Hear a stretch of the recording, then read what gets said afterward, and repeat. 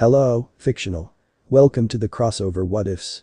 Today we are gonna see, what if Naruto becomes the Kyuubi Predator? Part 2. If you end up liking this video, please consider subscribe, so without further ado, let's get into the video. The group of female shinobi of the Leaf rushed after the masked hunter using his scent mixed with Hinata's own to follow the bizarre trail the man was taking to get away. As they reached a pre-verbal fork in the road with many paths ahead of them, Hana cursed at the problem before her, as Hinata's scent went in multiple different directions, which confused her since it should be possible, and each woman broke off towards each path Hinata pointed to. When Kurenai went down her path, she prayed to Kami that Hinata was alright and was thinking up various ways to torture this monster before putting him out of his soon-to-be misery. There was even a ray of hope in her mind, as the masked hunter had more than enough time to kill them all, but chose not to, and that meant there may be some truth to the idea that this monster doesn't kill women. If that is true, he'll soon change his mind when I get through with him, and wished he had tried to kill me, thought Kurenai, as she saw Hinata being carried away by the uncloaked form of the masked hunter.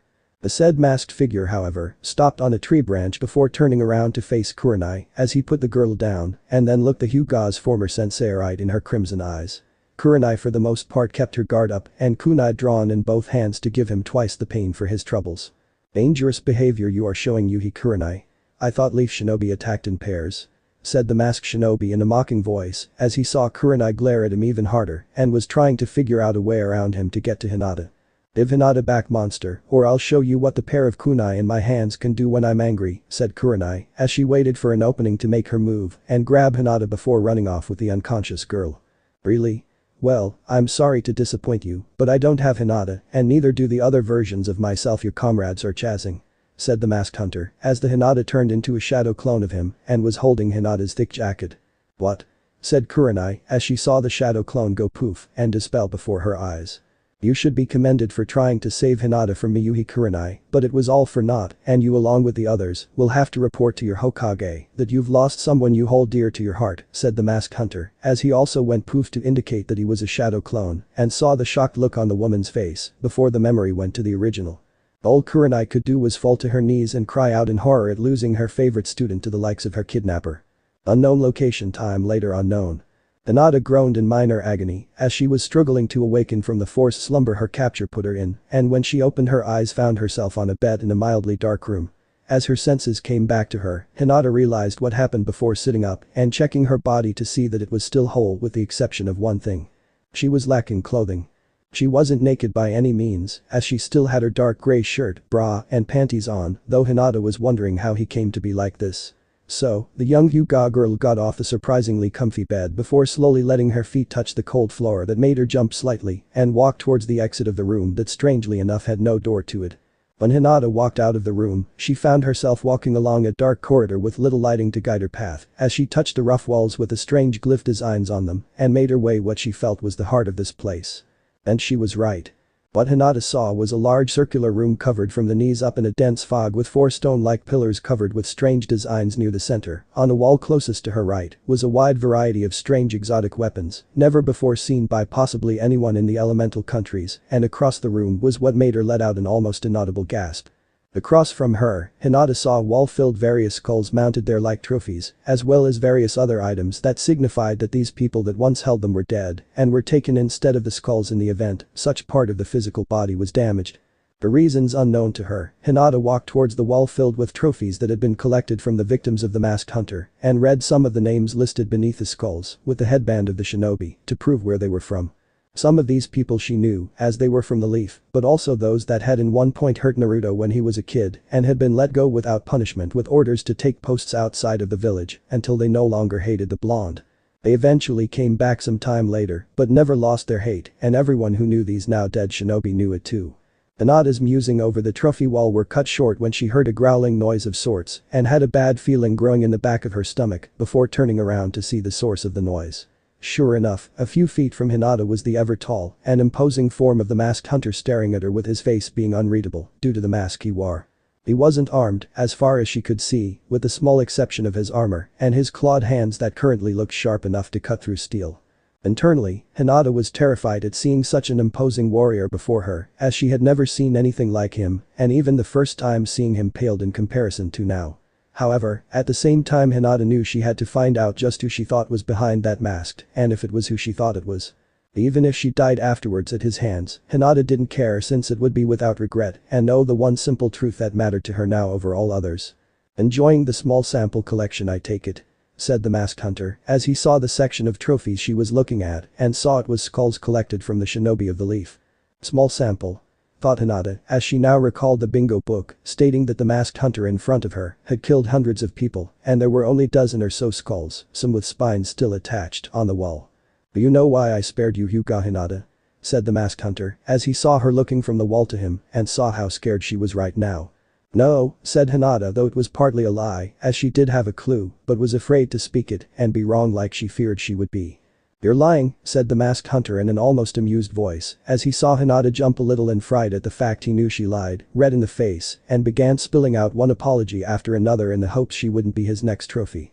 "Father was right, I was never really good at lying and too innocent for my own good when it comes to talking to others," thought Hinata as she had never really lied in her life and tried to avoid it altogether.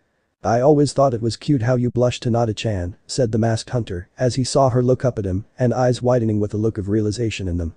"Naruto-kun. Is that you?" said Hinata with hope in her voice and in her eyes before he began to raise his hand to his mask. "I'll let you judge for yourself, Hinata-chan, but you may not like what you see and you may come to hate me," said the man as he removed the various tubes connected to his mask and wrapped both hands slowly over it before pausing to take it off when the girl in front of him grabbed his wrists. "Let me be the judge of that, Naruto-kun," said Hinata as she knew now without a doubt in her mind it was him and that he feared what she thought of him. So after a long pause, the two removed his mask together and Hinata came face to face with the man that so many people feared in the elemental countries. Naruto's face had a more reptilian appearance to it now as it was smoother, shiner like a snake's, but nowhere near the appearance of Orochimaru's pale face. As for the face itself in terms of features, the whisker marks on Naruto's face were more noticeable now, his teeth were more animistic and his once blue eyes were now a demonic red. It was then Hinata noticed that his hair was spiky, but at the same time were not and looked like the strange hairstyle known as dreadlocks that were red, while the spiky part was blonde. On his face were little spikes of what looked like hair, but they gave him a fierce warrior look and felt that anyone seeing Naruto's face would think twice in trying to fight him. "So what do you think of me?" said Naruto as he dropped the mask into the swamp of fog that covered the floor of the room and let Hinata run her hand over his face while she eyed every inch of him. I think that you are still Naruto-kun to me despite the changes you have made to yourself," said Hinata as she felt a shiver run down her spine when touching his face and being so close to him now after so many years. "And you are not the same girl I knew years ago, Hinata-chan. You've changed. You've grown stronger not only as a shinobi but into a beautiful woman and I have kicked myself every day since I realized your affection for me. I should have focused more on you than that pink-haired fangirl Banshee and shown you the affection worthy of a goddess," said Naruto as he eyed her up and down with a hint of amusement in his voice while Hinata blushed a new shade of red. "Goddess? Me, why is he looking at me like that? Okami, I'm half naked," thought Hinata as she immediately realized that this entire time talking to Naruto she was in little to no clothing and tried to cover herself up while blushing from head to toe in red. "Don't be shy now, Hinata-chan. You have nothing to be embarrassed about," said Naruto as he smiled down at her and took a full step closer so their bodies were mere inches apart. "What about my teammates that were with me?" said Hinata as she tried to not focus on Naruto's body, the fact they were so close right now and he was looking at her with eyes that seemed to be seeing through what clothing she had on. "They were unable to follow after I took you away. They tried to find me through your scent, but after removing a few articles of your clothing and using a few of my shadow clones hinged into you with them on," said Naruto as he let the implication of how he deceived the female Inuzuka enter Hinata's mind and make her blush further knowing what he had done to put her in this state of being half naked. "By now, they've reported me captured, if not dead by your hands, and Tsunade-sama will call for your head," said Hinata as she felt his hand on her face and leaned into it in full belief he would never hurt her. "Not if you return to Konoha and tell them I wish to become a part of the village," said Naruto as he saw Hinata look at him in shock and then wrap her form around him before shaking her head no at the idea. "No. You can't, Naruto-kun. Officially, you are still banished and if you return now even under a mask, it could force Tsunade to order your execution. Not to mention you killed so many leaf shinobi that it would be political suicide to let you go without some kind of punishment involving physical pain," said Hinata as she didn't want to imagine Naruto being put in a room filled with shinobi who hated Naruto before and now after what he had done knowing full well they would attempt to destroy him. "Just tell the old hag to make it a condition of me coming in. as far as Tsunade knows, we are two separate people, and she will gladly make it happen if it means that I am captured within her walls, said Naruto, as he felt Hinata tighten the grip of her hug, and the scent of lavender filled his senses. She will want to know why you made such a strange request, said Hinata, as she knew Tsunade wasn't an idiot and was going to wonder if the two were indeed not the same. Tell her that I know all about Naruto's past and that I respect him too much to not seize this opportunity to bring him back to his home. With full immunity on all charges against him and full restitution to his person for past crimes done against him by the Leaf of course, said Naruto, as he knew Hinata could pull this off and that through this move could gain everything he wanted from the Leaf. And more. I'm not very good at lying, said Hinata, as she heard his heart beating and made her feel a tad sleepy. Still, I have faith in you Hinata-chan, and I know that you can pull this off if you believe in yourself, said Naruto smoothly into her ear and felt her body heat up when he did that. When do I go back? I don't want to leave you, said Hinata, as she held onto him and wanted to ask him so many things. I know you don't Hinata-chan. As for when you go back, how does a few days sound to you? Said Naruto, as he growled into her ear, and Hinata lost herself in the moment with sleepy eyes. That sounds good Naruto-kun, said Hinata, as she felt herself falling asleep again and collapsing into his form. Well, it took over a decade to happen, but you finally got the girl of your dreams, and even I must admit you caught yourself quite the vixen, said Kyubi, as he felt Naruto becoming irked by that and mentally scowled at the fox. Shut up fox. Don't make me turn your cage pink and bring out Barney again. Thought Naruto, as he had done that when the fox teased him about this during the last 3 years and had used it only once to make the Kyubi think twice about the teasing. Okay. Geez, what a bitch. Said Kyubi to himself. What was that? Thought Naruto with a look that dared Kyubi to repeat what he said. I said what an itch since I have an itch on my back. Said Kyubi quickly as he didn't want to face Barney and the pink room. Right. Sure you do. I let it slide for now since I'm with Hinata-chan, but don't push your luck furball, and remember I love you. You love me. Piss me off again and I will just reintroduce you to Barney, thought Naruto, as he felt the fox shiver at that and keep to the darkness of his cell. Naruto-kun, said Hinata, as she was clearly sleeping now, and Naruto scooped her up in his arms before taking her to a more appropriate bed than the one she was in earlier.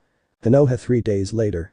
I can't believe this has happened, said Tsunade, as she read the report given to her by Kurenai over and over again while trying to read over the teardrop marks the Genjutsu mistress made when writing it. When the team came back, Tsunade could tell instantly by the lack of one member that something had gone wrong and heard everything about the battle that led up to Hinata's capture. How each of the women broke off to follow Hinata's scent when they found it scattered, only to find the masked hunter had used shadow clones hinged into Hinata while holding a single piece of clothing that she once had on. What was worse was the meaning behind the lack of clothing and how it could put the young Hyuga heiress in a situation many young female shinobi shouldn't be in at that age. Even now, Tsunade was debating to label Hinata MIA or Kia since the latter was also a possibility if the masked hunter decided to end her life. Tsunade-sama. Tsunade-sama. Come quick. Said Shizune as she rushed into the room and panting from running all the way from the Konoha streets to the office. Not being on the run for 3 years put her out of shape in that department. What? What is it Shizune? Said Tsunade as saw the woman's face was filled with joy and surprise. It's Hinata. She's back and she's alive.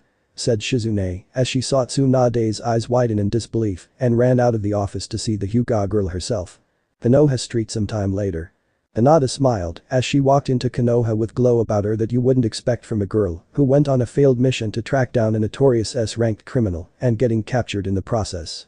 Naruto had provided clothes for her to wear when she left as he couldn't send her back the way he took since it would make many a man come after her for lust-filled purposes and he the former Leaf Shinobi now hunter couldn't let that happen. Hinata. Said Kurenai as she heard about her former student's return and hugged the girl with all her strength. Kurenai-sensei, it's alright. I'm fine. Really.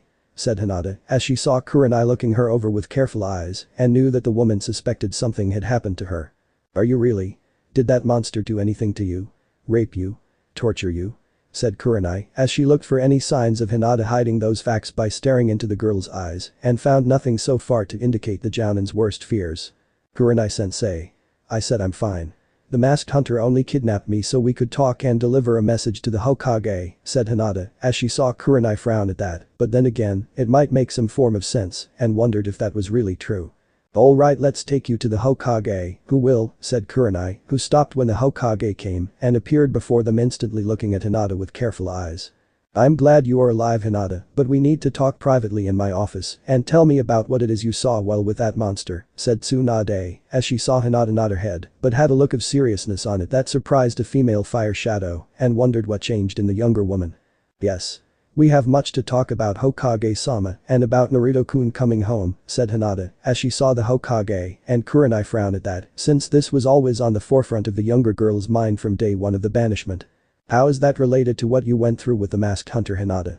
Said Kurenai, as she saw her former student look at her and wondered if the masked hunter had offered her something the Hokage couldn't regarding the blonde. It is related for the deal he wants to make with the Hokage. The masked hunter told me he is offering himself up upon entering Konoha's walls and in exchange for Naruto-kun's banishment from Konoha being lifted. He also wants Naruto-kun to have full immunity on whatever crimes the two councils claim he's committed in the past and restitution be paid out to Naruto for the crimes Konoha committed against him for the Kyubi, said Hinata, as she saw Tsunade's eyes budge out of their sockets and jaw drop with Kurenai doing the same. Why would the masked hunter do this now? The two haven't even met each other. Have they? Said Kurenai, as she felt something was off about this and knew the Hokage did too. No, but the masked hunter knows of Naruto-kun's past here in Konoha and the injustice the Leaf has done to him. He respects Naruto-kun for putting up with us and wishes him to return here to get what was denied by the Leaf, said Hinata, as she looked at the two women looking back at her with suspicion and wondered if that was really the case. And he's willing to surrender himself to the Leaf in exchange for Naruto returning and getting everything that is rightfully his. Said Tsunade, as she looked Hinata square in the eye and saw the Hyuga girl nod her head yes.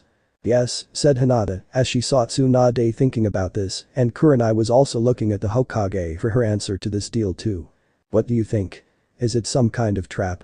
Said Kurenai in a whisper to the Hokage as she looked back at Hinata and then at the Hokage again. Maybe. We'll agree to the terms for now, but if there is any sign of trouble from this guy, I want him dead at the hands of our Anbu, and within the span of single second, said Tsunade, as she looked at Hinata and saw the girl waiting for the response. How is he even going to know we agreed to the deal? Said Kurenai, as they now had no means of contacting the masked hunter and made things very troublesome. He knows. The masked hunter is using a shadow clone to hear everything on the wall of Konoha, said Hinata, as she pointed to the spot where the two older women saw the figure look at them with flashing red eyes before he went poof. Well, that solves that problem, but you still need to tell me what happened while you were his captive, Hinata, said Tsunade, as she looked at the girl with stern eyes and saw the girl was not afraid to answer her questions. I understand, Hokage-sama, said Hinata, as she walked with the Hokage and Kurenai to the tower to tell them everything they needed to know about the masked hunter. Tsunade sighed as she rubbed her temples and tried to remove the killer headache that this masked hunter had placed on her through his action with Hinata. From what Hinata told her, Tsunade had only a few days to get the banishment lifted off of Naruto through the permission of the Fire Daimyo, or else she would miss out on the opportunity to nab an enemy of the elemental countries. Still, what bothered the Slug-san and turned Hokage was that the masked hunter had just about surrendered himself to the Leaf, and all for someone that he didn't know. Granted, Tsunade wasn't going to deny the offer was so much in her favor, as she would jump on it like a 1-month-long casino gambling event and take the deal no problem. However, there was a problem with this deal, and it was too damn one-sided in her favor that made the female Hokage's old gambling instincts kick in. This deal smelled rotten somehow, and Tsunade couldn't figure out how. Did the Fire Daimyo get back to you, Tsunade-sama? Said Shizune, as she knew the man would, since he felt that a direct line to the Hokage was much more efficient when keeping an eye on his shinobi village and find out how things are going within it. Yes. He gave the approval for the banishment being lifted and is going to be in Konoha the day the masked hunter surrenders and signs the agreement set up to make this legal, said Tsunade, as she knew he was going to bring a large group of samurai with him for good measure, and she herself was going to have Anbu stationed all around them too in the public square where this would take place. That's good news, but the question now is, how do we even contact Naruto to tell him to come home, and even then will he want to? Said Shizune, as she knew some people still hated Naruto for the fox and their current decreased lifestyle in the Leaf. Apparently, from what Hinata told me, the masked hunter will contact Naruto himself and has set the date for them to enter the village together. Together, as if they were old drinking buddies and dear friends, said Tsunade, as she couldn't believe it and still wouldn't believe it until she saw them with her own two eyes. Won't that be a sight to see, said Shizune, as she knew that people were afraid of the masked hunter, but to see Naruto walking beside the man together would speak volumes and maybe even rumors of a partnership between the two. Yeah, it will. The only one that seems to be happy with this is Hinata, said Tsunade, as she couldn't believe the girl's luck and wondered how much of it rubbed off of Naruto onto the Hyuga heiress before he left 3 years ago. The others are a bit nervous. A lot happened 3 years ago, with people learning about the Kyubi being Naruto, and then this masked hunter appears killing shinobi from all over. None of them really want the masked hunter in our village, but they do want Naruto back, and most of them want to apologize for thinking so little of him. Well. All except Sakura, that is, said Shizune, as she couldn't understand how Sakura could blame Naruto of all people for Sasuke's situation and hate him for having the Kyubi within his body. Maybe we can convince the masked hunter to kill the pink-haired bitch since she's still an Uchiha fangirl, said Tsunade angrily as she heard Shizune gasp and look at her in mock horror. Tsunade-sama, said Shizune as she mocked a woman scolding a child and pointing a nagging finger at her teacher. What? Did I say that out loud? Oops, said Tsunade mockingly, and the two women laughed at the pink-haired girl's expense. Seriously, Tsunade-sama, how are we going to convince Naruto-kun to stay, and not just for Hinata's sake, since she could just leave with him if she wanted to, said Shizune as she saw Tsunade frown and just collapse back in her chair.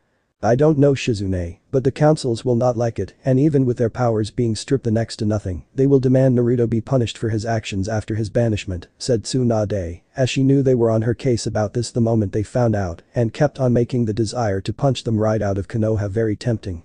Kakashi hasn't been the same either, said Shizune as she saw the man was depressed beyond reason and looked ready to kill himself just as father did. Serves him right. He trained the Uchiha, abandons his other 2 students with one of them being in the Chunin exams against a hate-filled Hyuga prodigy and with the power to shred a person's internal organs. It was even sheer luck Naruto found Jiraiya to fix the seal on him and teach him how to use the fox's chakra, said Tsunade, as she had a few choice words with Jiraiya about his teaching ethics regarding the boy and how one does not teach someone to use demonic chakra by shoving them into a ravine. Oh yeah. Jiraiya was in the hospital for some time with that lesson stuck in his head. And again later on in a far worse condition when Hinata found out. But Naruto a few days later. Naruto grinned behind his mask as he stared at Konoha from his current position and wondered how they would react to him being what he was now. Would they simply piss themselves? Shit themselves? Do both? Most likely both in his mind. Of course, for such an incredible if not most shocking prank to manifest itself to its fullest potential, Naruto would need to deceive almost everyone in the Leaf until the contract was signed on his end and everything became official for what he intended to do. Shadow clone jutsu, said Naruto as he made a copy of himself, which then hinged into what he would look like now growing up with black pants, combat boots, and a nice crimson shirt with black trench coat with a crimson fox on it. The old hag was right about one thing. We definitely look good in black and red, said the shadow clone version of Naruto as he grinned in a feral manner at the original and the two headed towards the entrance of Konoha. You are a fox in human skin, kid. Well, you're not fully human anymore, but that's beside the point, said Kyubi in Naruto's head as he laughed at what was about to happen and the aftermath it was going to cause. Konoha Public Square. Tsunade was currently waiting for the masked hunter with Jiraiya as the two waited for Naruto to arrive. The fire daimyo, along with the most elite of samurai beside her, were waiting patiently. Hidden within the shadows of the crowd waiting for the two different individuals to arrive were Leaf Anbu, waiting to strike the masked demonic figure the instant he tries something. They were also under orders to prevent any and all harm from befalling Naruto without so much a hair being harmed on his spiky blonde-haired head.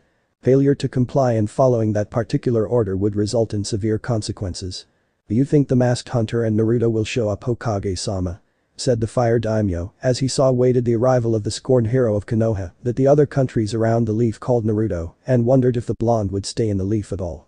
Naruto won't miss this. He'll come back to the Leaf if only to have his name cleared of all charges, and if he leaves again afterwards while flipping this village off, then I won't stop him, said Tsunade as she figured the Gaki would do that and teach these bakas a lesson. Well, you don't have to assume anything as he's walking this way and so is the masked hunter, said the fire daimyo as he saw the two figures walking side by side and the blonde Gaki sporting a devious smile on his face.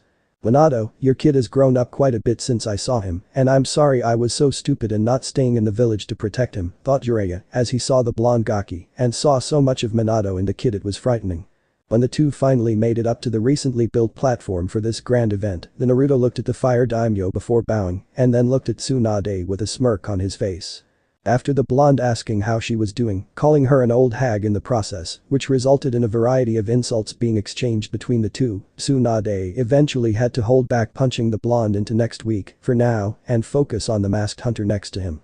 Okay, here is how it goes, Naruto will sign the agreement first, as the fire daimyo, and myself have already done so with both our seals on it to make it 100% legal. After that, you my masked friend will sign it and then be put into the custody of my Anbu. Do you understand? Said Tsunade, as she saw the masked hunter nod his head and saw Naruto nod while smiling at her with that same devious look on his face. Let's do this thing granny, said Naruto as he saw Tsunade scowl at him and a look that promised of pain later on for that remark while he moved to sign the deal on paper. The kid hasn't changed at all, thought Jiraiya as he eyed the masked hunter cautiously and wondered how someone came to be like that. Without another word, the masked hunter waited for the blonde to sign the paper before him with people among the large mass of the villagers and shinobi watching the events unfold. Of course, he saw with his infrared vision that there were shinobi in the village watching this and some armed more than others to indicate they were Anbu hidden amongst the crowd to move at a moment's notice. Now it's your turn, sir, said the fire daimyo as he saw the masked hunter turn to face him and then the paper in question before walking over to it when Naruto moved out of the way. Without a single word being said, the masked hunter that was secretly Naruto took the pen from his shadow clone copy and signed the paper simply as masked hunter since that was what everyone called him. Okay. All parties have signed.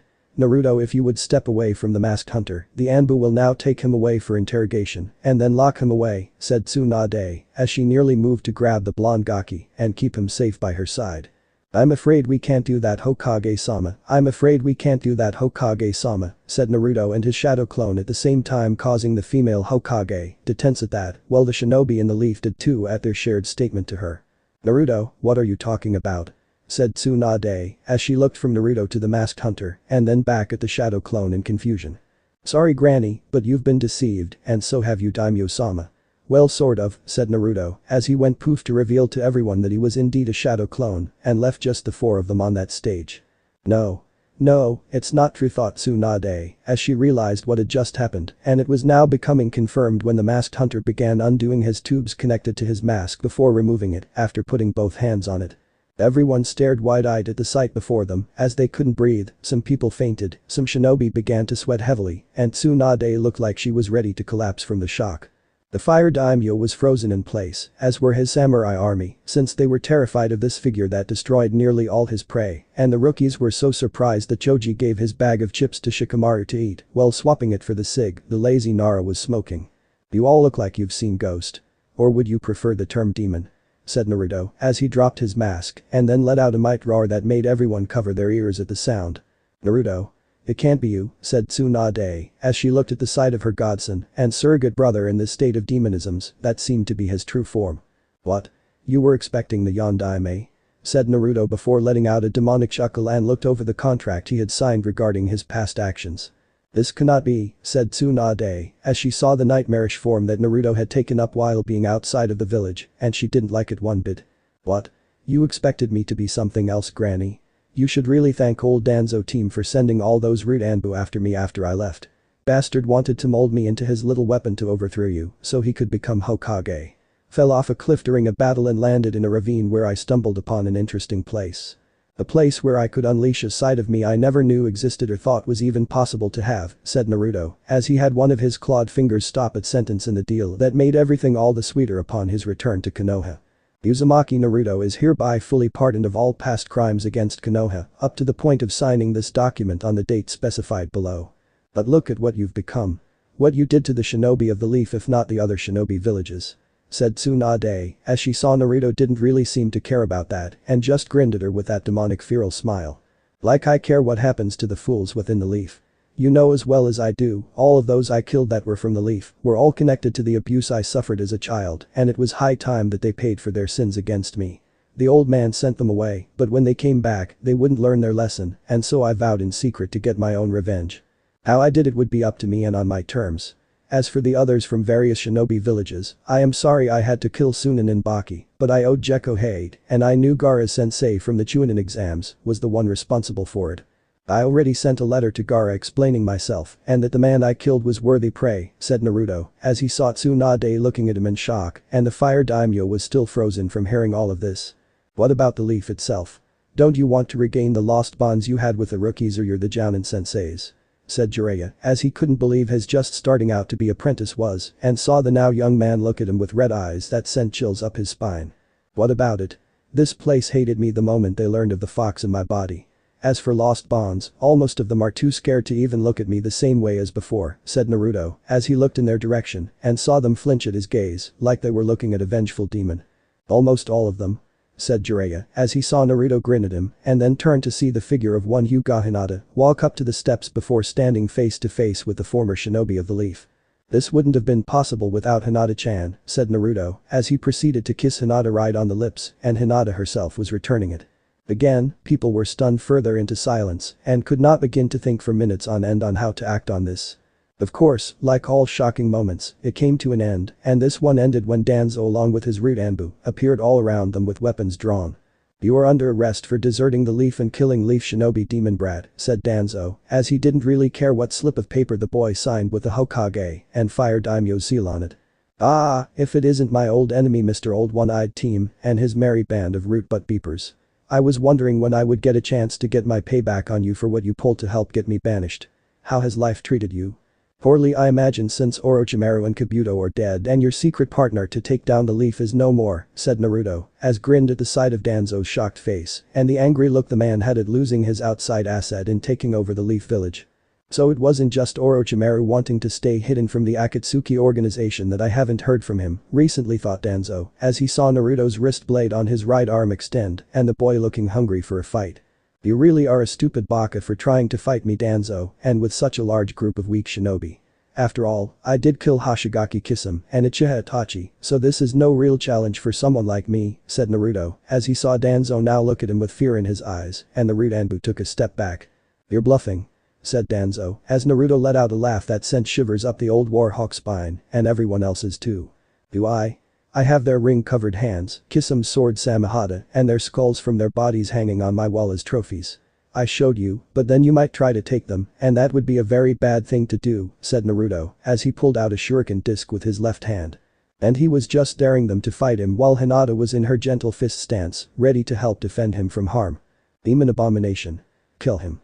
Kill him now, said Danzo, as he pointed his caned hand at Naruto, and the root shinobi charged forward with weapons ready to spill the young man's blood. Ah, so many people attacking and wanting me dead. It must be my birthday, said Naruto, as he threw the shuriken at the root Anbu, and several lost their heads, while others lost limbs, before several more were struck down by the young man's wrist blade.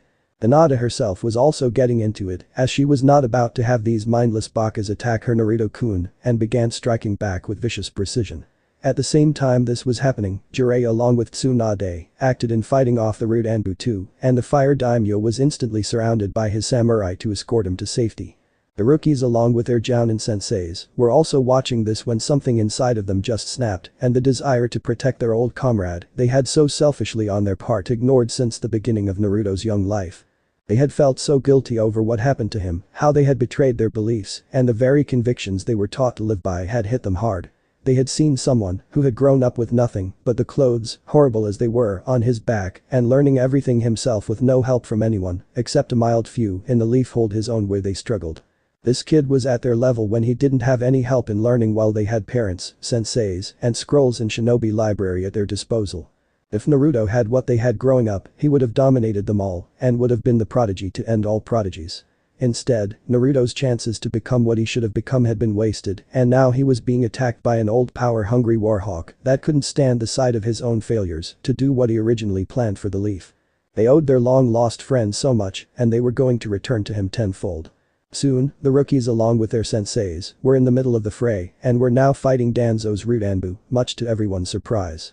Danzo himself couldn't even believe it, as he had assumed that the rookies and their jounin senseis would hate Gaki for what he was before going so far as to help kill the Kyuubi vessel.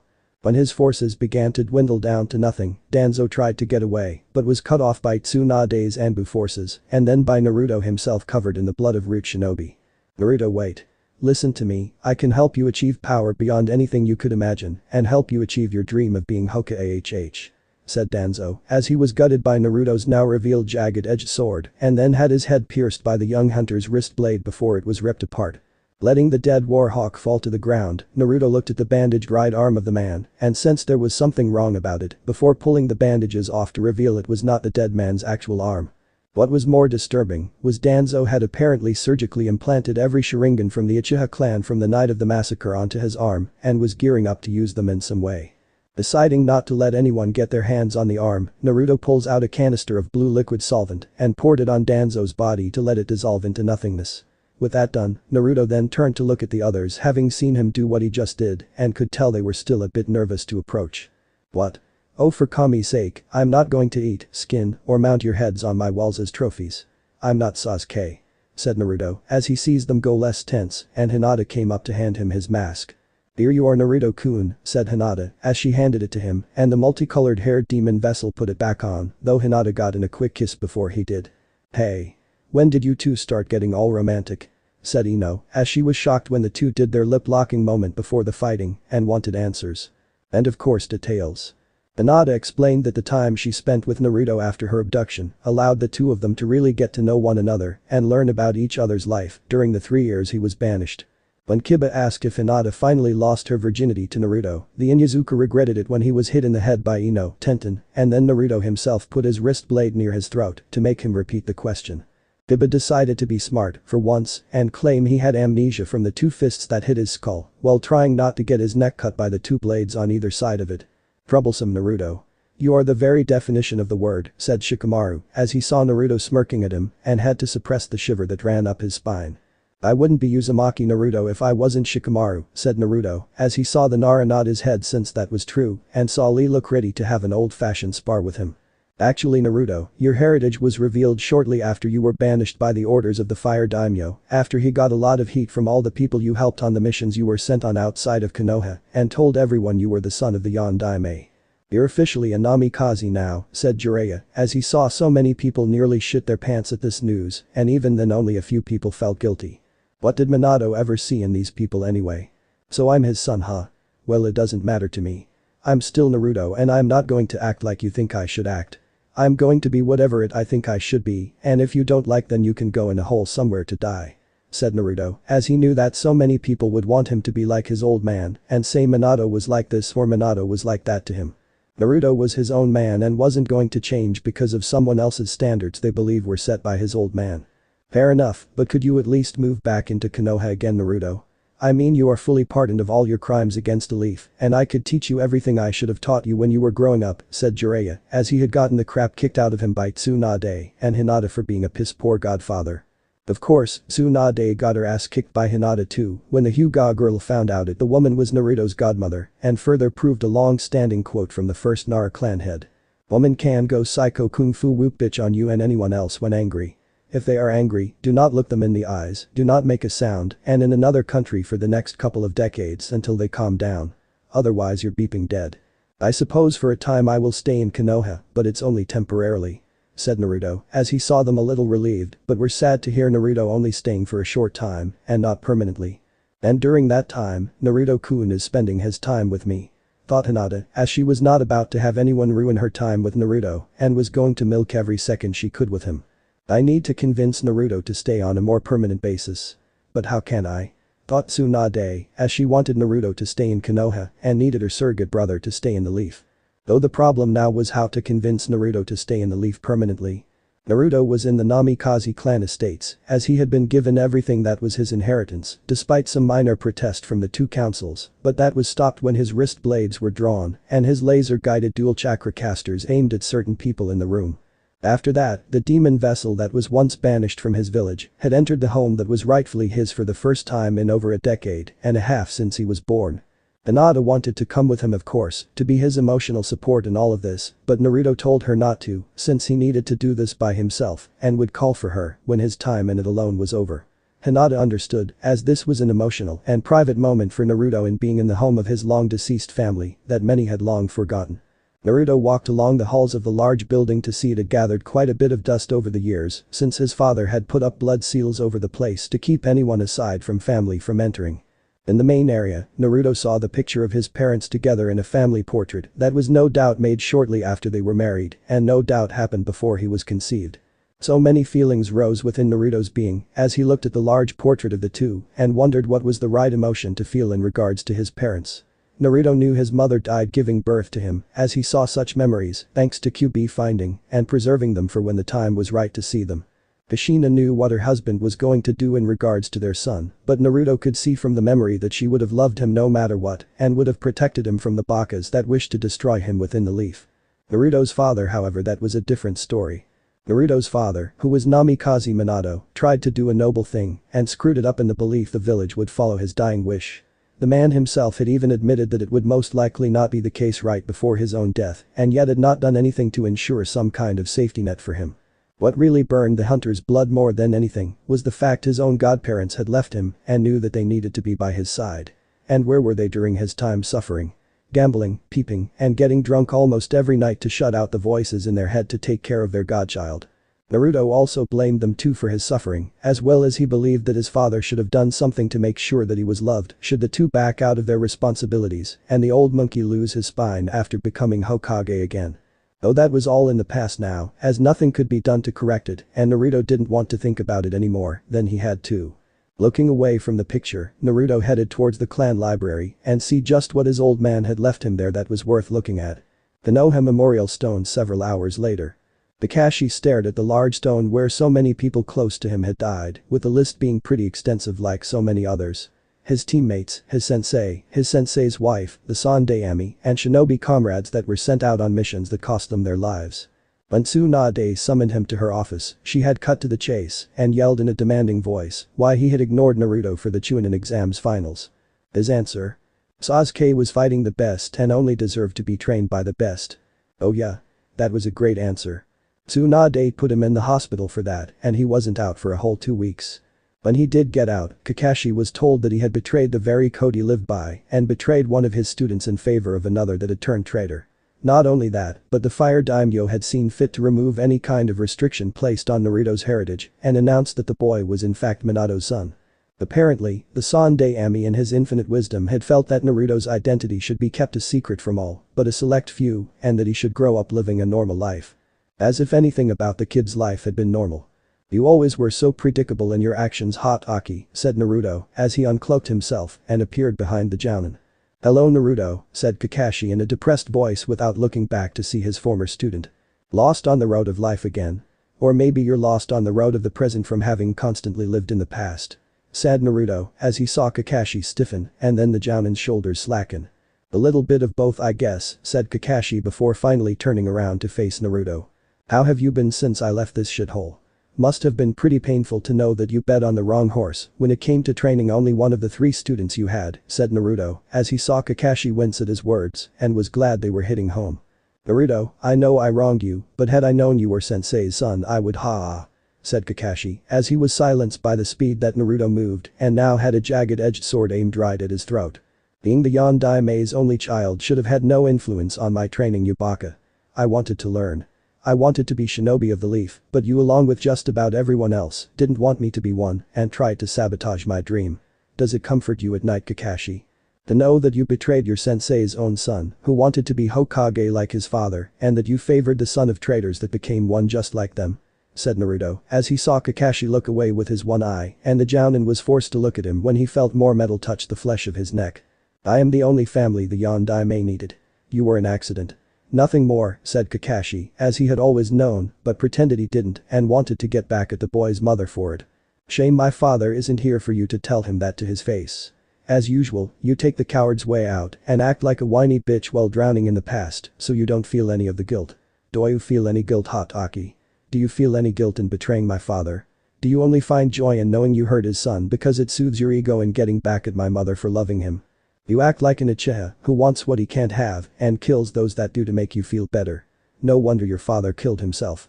He probably saw the same thing I do now and didn't want to live with the fact he ironically raised a carbon copy of an Uchiha.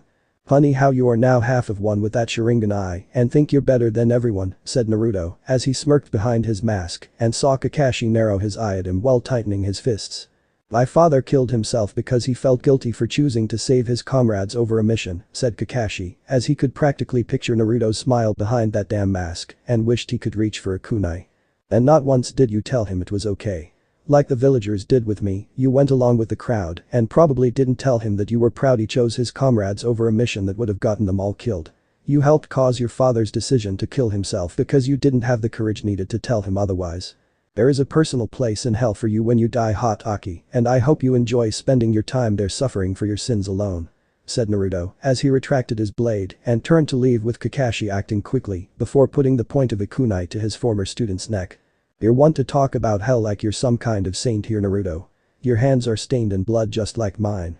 Even more than mine from your official kill count if the rumors are to be believed, and I have no doubt they are true," said Kakashi as he was not about to have this bastard child of the Yondaime talk to him like he was some second-rate shinobi.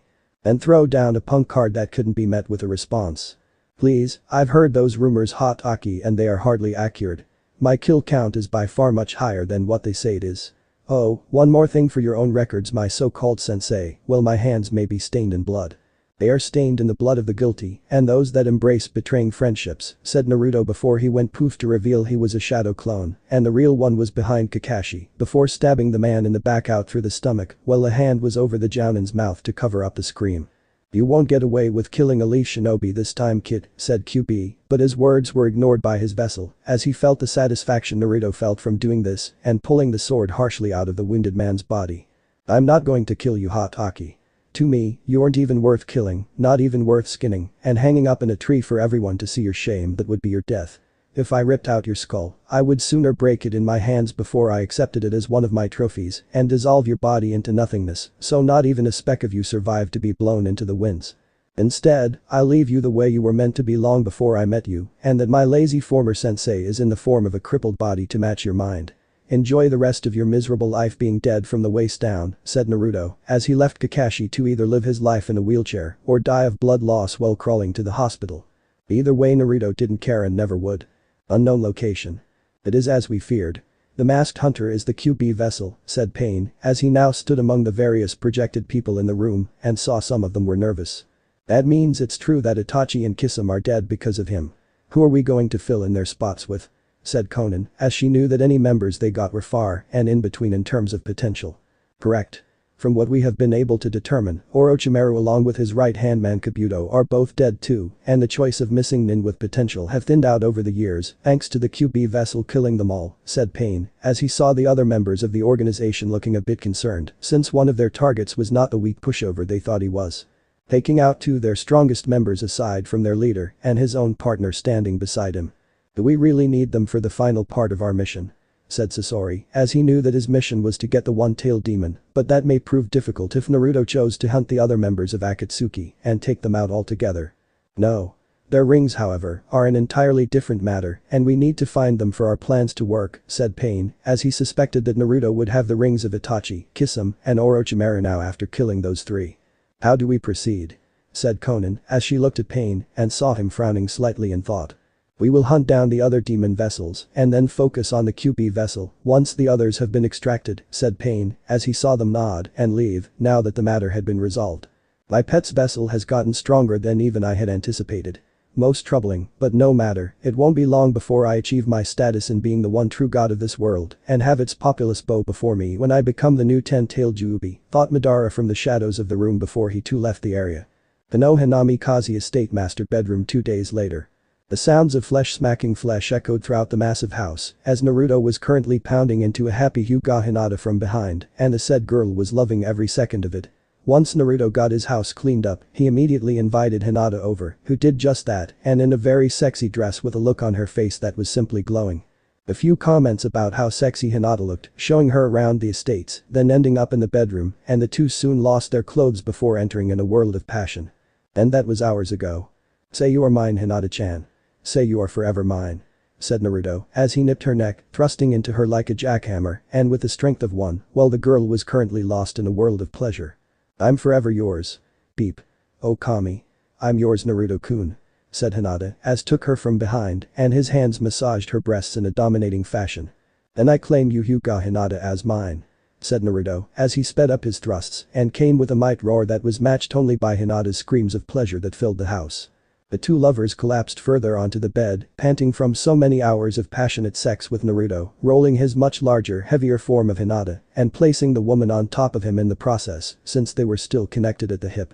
As they lay there, Hinata let out a sigh of complete satisfaction as Naruto wrapped them up in a blanket and let out what sounded almost like a purring motion that was music to the Hyuga's ears. "Naruto-kun, can I ask you a question?" said Hinata as she let out moans of pleasure and loves how one of Naruto's hands is still groping one of her breasts. "Anything, Hinata-hime," said Naruto as he drowned himself in the sensations his body felt right now and the person he was with. "If you left the village, would you take me with you?" said Hinata as she wanted to be with Naruto and didn't care if she had to give up being a leaf shinobi. "If that is what you wish. I was planning to pack things up and head to Wave Country when things calm down. How does that sound?" said Naruto as he knew the people there would welcome him and Hinata to their lands since he was Wave Country's hero. "That would be nice. I heard a rumor that Spring Country's ruler misses you too and that she wouldn't mind if you stayed in her country to be the Kage of their shinobi village there," said Hinata, as so many people outside of the Leaf would want Naruto to stay in their lands and each one brought golden opportunities for him. "Yeah? That is very interesting. I become a Kage of their shinobi village within Spring Country, gain an alliance with Suna, and trading rights with Wave Country would be interesting," said Naruto, as he knew from the letter Gaara had sent him earlier yesterday that he now understood why Baki had been killed and held no ill will towards his fellow demon vessel. "You would make a great Kage of any shinobi village, Naruto-kun," said Hinata as she felt him stir a little and felt a certain part of him coming back to life. "And an even better Kage with you by my side, Hinata-hime," said Naruto as licked her earlobe and giving signs of another round in bed. "You insatiable Naruto-kun," said Hinata as she flexed her body with the help of using her Hyuga-born chakra control skills to stay attached to him and now straddle his waist. "You have only yourself to blame for that, Hinata-hime. And that action you just did also tends to get one's blood pumping to a certain area of the body," said Naruto as he thrust up and making Hinata gasp in pleasure.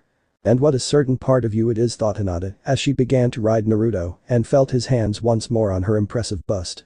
Hinata could get used to this. Hokage Tower 2 days later. Tsunade sighed heavily as she rubbed her temples to keep the mind-splitting headache that threatened to destroy her at bay and looked at Naruto with pleading eyes. Eyes that had no effect on him whatsoever as she had spoke to him for the last hour on what his plans were while staying in the Leaf and she didn't like what he said. Naruto had made it clear that his time within the Leaf was going to be temporary, as that had been made clear by the young hunter's few choice words for the people within it, and wasn't going to live in an arrogant village any longer than he absolutely had to. Tsunade had tried to convince him to reconsider, since his return to the Leaf would go a long way to having the village become what it once was. Naruto responded that you can change the face of the Hokage of the Leaf, but the people within it would for the most part always be arrogant bakas and those that aren't being in the minority. Please reconsider, Naruto. You still have friends here. You saw what they did for you when fighting those rude Anbu. Doesn't that prove to you that there is hope for the village, said Tsunade, as she saw the once more masked form of Naruto in his exotic armor, along with the regal-looking robes with the namikaze. And Uzumaki symbols on it to let everyone know just who was in the Leaf that the people once hated. No. Not yet.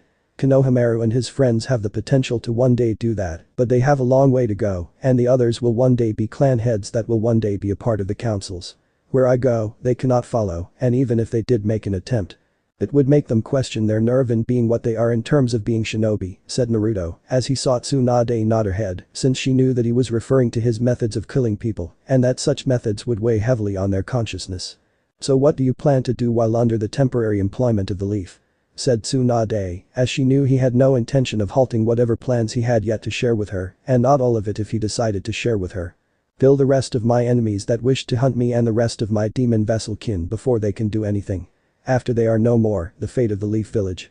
I will leave in your hands until Konohamaru is old enough to take that title from you, be the next Hokage, said Naruto, as he didn't want Tsunade to know he was going to possibly pay a visit to a certain daimyo and famous actress of the now named Spring Country Kazuhana Koyuki with Hinata to become the leader of their shinobi village.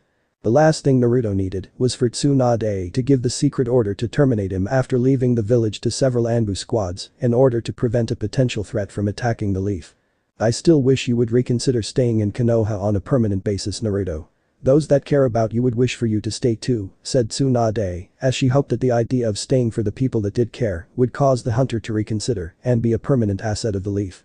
And on a personal note, be her surrogate brother once more instead of this noticeable gap between them that seemed so awkward for Tsunade, and have that family bond that she wanted so much from Naruto. Again, the answer is no, and I won't change my mind simply to appease your aching heart, Tsunade. Do not think I am unaware of your responsibilities you and Jiraiya neglected when I was growing up, said Naruto, as he saw Tsunade wince and sensed the super pervert hanging outside of the window of this room, wincing too. The bond Naruto had with the two had been torn, almost broken fully, and it was only due to his code of honor that the notorious hunter decided to help the leaf out right now. I understand.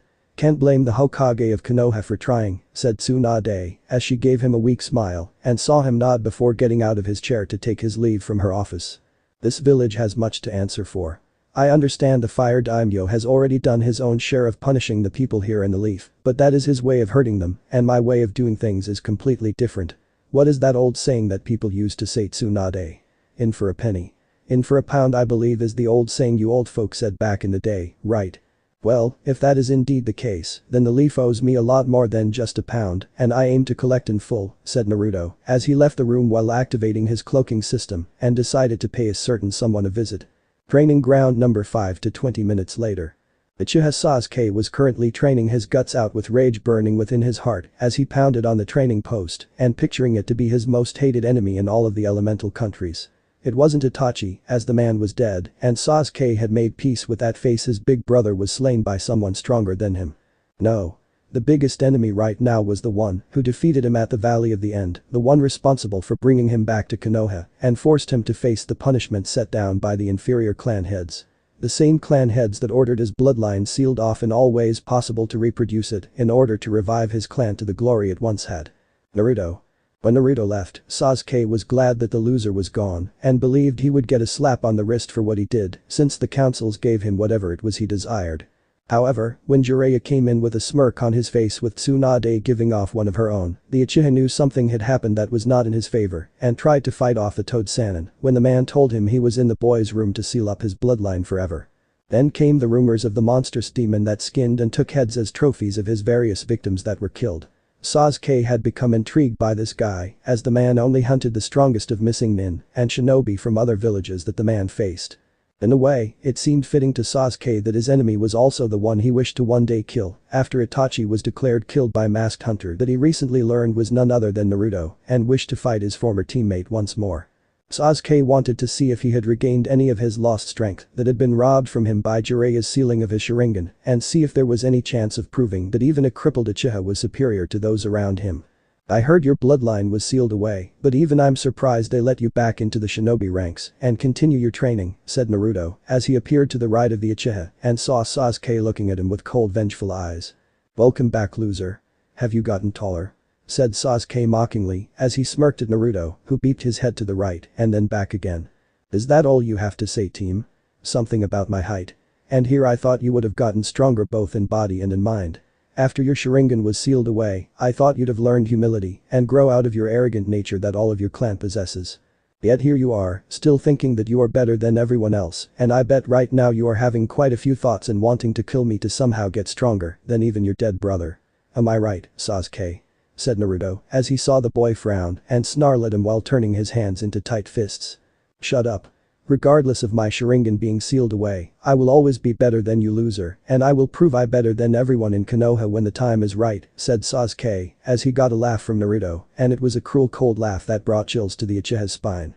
And here I thought Uchiha Sasuke had no sense of humor. Let me ask you something, Sasuke, when we were at the academy, didn't it strike you odd that the teachers would ask me questions no one at the academy could answer? That my papers always seemed to be harder to figure out, but the teachers ignored why it was, and that any questions I asked was met with being kicked out of the classroom during the entire lesson. Ever wonder if that was never the case? That people didn't hate me? That the teachers had actually encouraged my development rather than hinder it, and I had a family to teach me things about life that your clan did with you? Ever wonder what it would have been like if Kakashi trained me like he did you? I would have been a high-level jounin in a good 2 years, while you would just barely be qualified to become a Chunin since you were late for the Chunin exam finals. Said Naruto as he saw Sasuke looking like he was about to have steam coming out of his ears in rage, and all because of the one simple truth the Uchiha knew was undeniable. And Naruto was right. Sasuke had everything handed to him while Naruto had nothing, and still Naruto had been the stronger of the two of them when it came down to the two of them fighting. It doesn't matter. You were never worthy of having the power this village gave me, and you could never hope to understand how to properly use it, said Sasuke as he was once more rewarded with that same cruel laughter from the masked demon vessel. You think I don't understand power, Sasuke? I have the Kyuubi sealed inside of me. I can use its power if I have to, but I choose not to because power is not something to be tossed around or abused like you would no doubt do if it was in your possession. It requires finesse and control to wield power, Sasuke. If you lack either, the destruction you would cause would be unimaginable and innocent blood you spill would be on your hands forever," said Naruto, who saw Sasuke smirk and shrug his shoulders. "Like I care about innocent people. I only care about myself. Everyone else is just cannon fodder and a stepping stone on my way to achieving what should rightfully be mine," said Sasuke as he got into a fighting stance, and if he could see through Naruto's mask, he would see the devilish smile across his former teammate's face. "That is the difference between the two us Uchiha. I may spill blood, but it will never be that of an innocent person, and I will never betray others for more power. It's no wonder your brother killed your clan, since they were all power-hungry bakas just like you," said Naruto, as he knew just how to provoke Sasuke and saw his former teammate now looking infuriated beyond measure. "Damn you, Naruto. When I kill you, I'm going to mount your head on my wall as my own prize trophy, and then I'll bring that Hyuga slut Hinata over to my house to see it before I make her my bitch," said Sasuke as he charged at Naruto, who stood perfectly still and waited for the Uchiha to dig his own grave. It was long overdue for the Uchiha to learn humiliation, and you can't spell humiliation without humility. When Sasuke did get close enough, Naruto drew his sword in a flash, and seconds later the bloodline crippled Uchiha was now physically crippled with two limbs now severed from his body. Sasuke screamed out in pain as his left leg along with right arm had been severed off at their respected limb junctions of knee and elbow, while Naruto himself let the screams become music to his ears. "You're so pathetic, Sasuke. Just like your sensei. I hope you share a room together in the hospital ward since he's just as crippled as you in more ways than one. Perhaps you two can talk on how you let your arrogance and pride help cripple you both long before my blades ever did that deed," said Naruto as he left knowing that the Anbu would be here any minute with Tsunade, watching his actions with the Sandaime viewing orb and moving to save the life of the Uchiha. Slums, the apartment complete. Naruto walked into his old, slowly falling apart home that was his place of living for over half a decade, as he was kicked out of the orphanage at the age of 4 and had to live off garbage for the next 6 months before the Sandaime finally took time to notice him long enough to set up a place here. Looking back on it, Naruto wished that what he was now was also watching over himself back then and got the Sandaime like the old baka he was. But now was not the time for wishing vengeance on those that could not feel it, as Naruto had means of getting it in other fashions, and hoped the old Kage was seeing this from within the deep regions of hell. Walking into the building, Naruto made his way to the apartment landlord, who was an old arrogant baka, and on several occasions beat him with a cane for no apparent, at the time, reason. Stopping at the wooden door, Naruto knocked several times and waited for the door to open before he awed the bitter old man that hurt him while living here. The old man looked the same as he did back then and seemed to be frozen in time in terms of showing age. At first, the old man's eyesight had prevented him from seeing Naruto clearly, but once he did, the old man instantly tried to shut the door and failed to considering just who it was that he was trying to keep out. But the demonic roar, Naruto destroyed the door and sent the old man that was once his apartment landlord flying across the room. The old man tried to sputter out some words, whether they were that of apologies or further insults was unknown since Naruto didn't care, since it was time to get his pound of flesh from the bastard. All Naruto wanted out of the man while cutting him to pieces was the screams of agony and gurgling sound the old man made before dying from his injuries while drowning in his own blood. And by Kami, he got it and then some. It's good to be me, thought Naruto as he took out explosive tag but had an additional seal added to it to make the explosion go off with that of others that were placed within 50 feet of the first one. Within 20 minutes, the apartment was ready for demolishing and Naruto did just that after making a hand sign that triggered the original placed in his old room. And in that same moment, the people of Konoha knew just who it was that marked the Leaf Village and made it his own by marking it as such. Naruto had marked his territory within Konoha, had shown that those that wronged him were on notice, and he didn't regret any of it. Amidst Jiraiya's early attempts at cloaking. Jiraiya fumed at the way his late student son was able to cloak himself and become invisible at will while not being detected by anyone. It should be used for other far more noble purposes like peeping on all the hot women from within female section of the hot springs. Which was why Jiraiya was now, after failing to convince Naruto to make him one, if that was possible the jury was out on that, decided to try doing it himself and beta testing it in the hot springs. Of course, at the time of coming up with the idea of trying to be invisible, the super pervert side of Jiraiya's brain had taken over for the purpose of using it for just that and asked for the stupid side that was its neighbor for help. "Oh Jiraiya, you ever so stupid baka, how we hardly knew and almost pity you. Almost. That's it baby. Soak yourself in water. Oh Kami, look at that one. Take off the towel. take off the Toho. Oh. Oh crap, they spotted me. Thought Jiraiya as he was looking through a small peephole through a part of a fence he was holding and was currently with his back against the rock wall portion of the hot springs. Was it mentioned that all the women in the hot springs were all female shinobi from the IT department and that they were being trained by Mitarashi Anko herself, with said woman also in the hot springs? No. Well, they were, and they were pissed off that the famed self-proclaimed super pervert was peeping on them. Kill him. Yelled the group as they descended up Jiraiya and made him cry out for his mommy. As stated before, we hardly knew and almost pity you, Jiraiya. Almost. Naruto entered the Hokage's office through her window, fully cloaked, and decided how long it would take the old hag to finally notice he was there. He had done this for well over a week now, and each time it was funny to see Tsunade's reaction to getting the crap scared out of her. Tsunade had yelled, tried to punch, and throw object at Naruto for doing it, no matter how funny he personally thought it was. And now here Naruto was again. Naruto, if you are there, you better undo that cloaking thing you have now, or I'm going to hit you where the sun doesn't shine on your body, said Tsunade, as she suspected it was either Naruto or Jiraiya lurking around her at the moment. Naruto of course stayed silent the whole time, seeing Tsunade's reaction at getting silenced to her demand and the grumbling about disrespectful brats. Naruto could only smile at her under his mask and secretly moved behind the woman before putting a hand on her chair. And shook it wildly. Your detection abilities need work, said Naruto, as the Hokage leaped out of her chair, over her desk, and got into fighting stance before she realized it was him. Damn it, Naruto. Stop doing that. Said Tsunade, as she would hit the bastard if it wasn't for the fact he could disappear and then reappear whenever he wanted. Then be more aware. Said Naruto, as he saw her growl at him and let out a chuckle in response. I swear you're going to be the death of me, said Tsunade, before getting a bottle of sake and drinking its contents. Not if your aggressive drinking doesn't get you first, said Naruto, as he let Tsunade glare at him and waited until she was back in her seat. Very funny.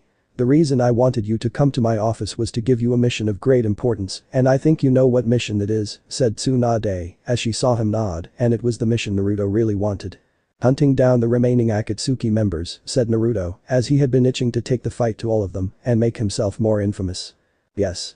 The councils originally wanted me to send you on some suicide mission to Kumo, then I was shortly after, but I told them that was out of the question, and that Akatsuki was a major threat that you had to take care of before things get out of hand with them, said Tsunade, as she had a heavy argument with those idiots about how and where Naruto could use his talents effectively. What do they know, except to fill their own pockets with money and bleed life out a village that hates the son of their greatest hero, said Naruto, as he saw Tsunade wince at that and took the mission scroll from her of all the listed members of Akatsuki that Jiraiya got from his spy network. Ouch.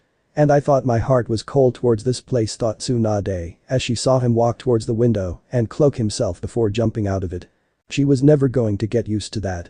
Namikaze status sometime later. So Tsunade is sending you out on a long-term hunt for the other members of Akatsuki, said Hinata, as she saw him nod and the look of disappointment on her face showed. During his time in Konoha, the rookies along with Guy's team, except Sakura, with their former senseis, except Kakashi, spending time with Naruto and what he had been doing since his transformation.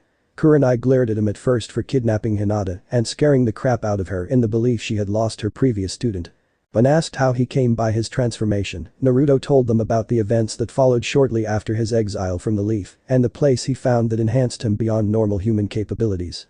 They were a little put off by Naruto's way of displaying his kills to the world, as well taking skulls for trophies, but the dual-colored haired man simply stated that was the way of the hunt and left it at that.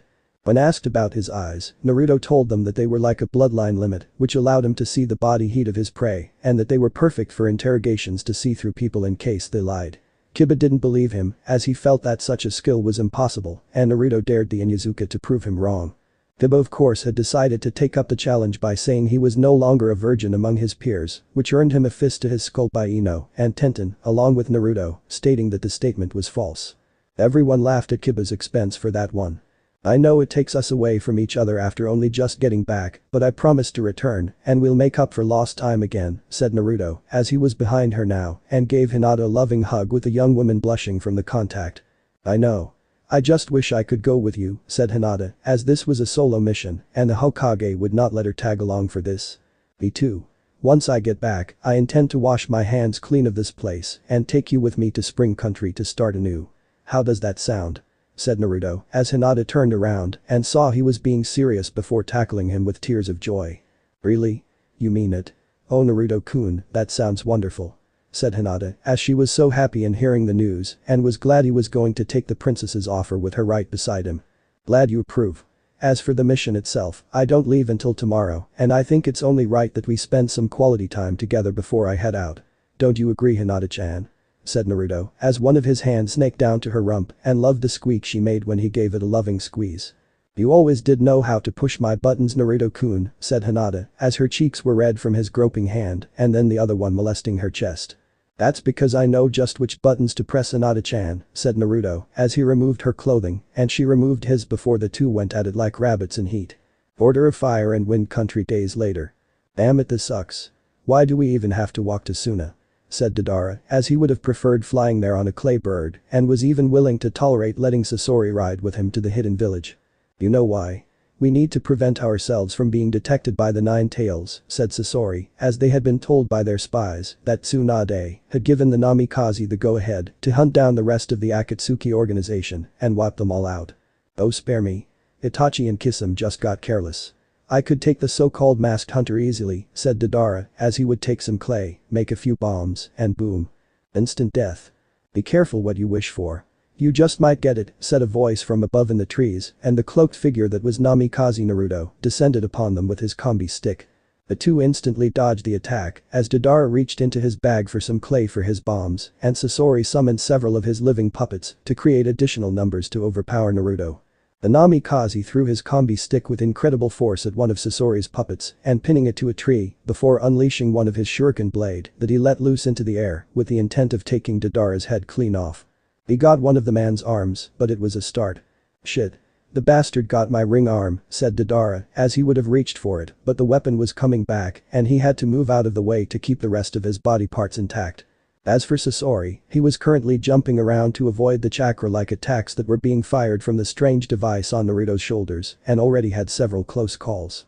His puppets had already paid the price in his place for underestimating Naruto and now had to fight the demon vessel without them, with only the help of an injured Deidara.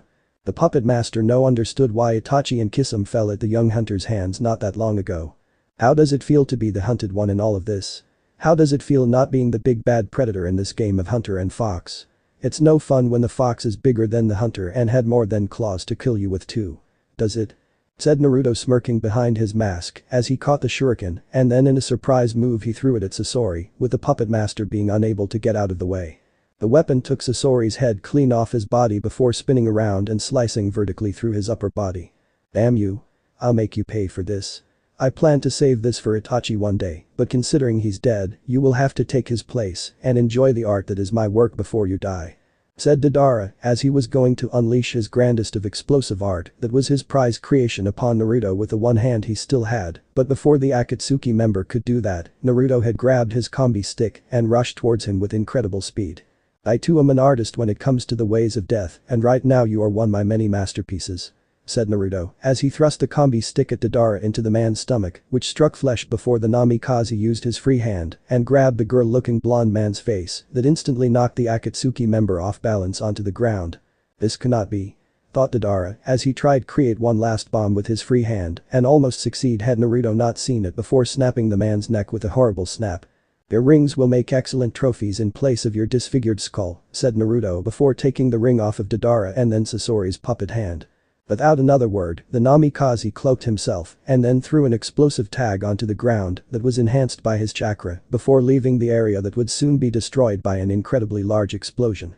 Order of Fire and Lightning Country 2 weeks later.